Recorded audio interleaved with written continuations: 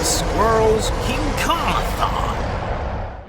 What hasn't been said about the original King Kong that I can comment on? The movie that changed the whole scope of cinema as a whole. The first talking film to have a full complete score for it, groundbreaking special effects, and a story that still continues to this day. I know there's a lot of people out there that like the movie out of respect, but even 90 years later, this movie still captures the heart and joy and soul Marion C. Cooper brought to it.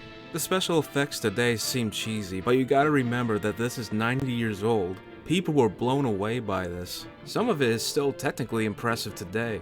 The amount of thinking and crafting that you had to do to come around with these special effects is crazy for the time. The island is both mysterious, beautiful, and threatening. Most people wouldn't think that it's a horror film like it's titled, but Kong goes around like a slasher villain killing everyone in a whole massacre. He freaking steps on people, bites them in half, throws them off of buildings. This movie was insane for the 30s, but yet people still found sympathy for Kong. While follow-up entries and remakes would cast him in a more sympathetic light, you still get to see those moments here with Kong. At the end of the day, a wild or feral animal being put down is still tragic. That iconic ending with the airplanes on the Empire State Building, showing Kong's last few moments, is definitely the big takeaway from everything. It's the modern day tragedy that's influenced storytelling to this very day. To this date, this is still my favorite kaiju movie. That may sound bland, but to be honest, I don't really have much problems rewatching it.